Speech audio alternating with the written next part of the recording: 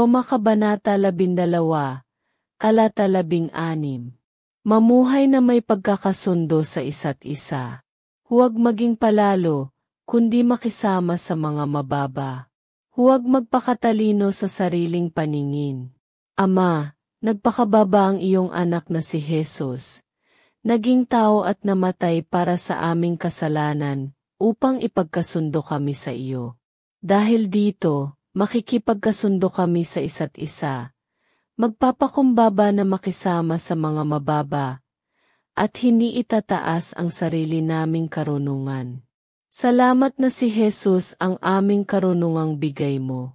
Tanging siya ang aming susundin upang kami ay makapamuhay na mapagpakumbaba gaya niya. Amen.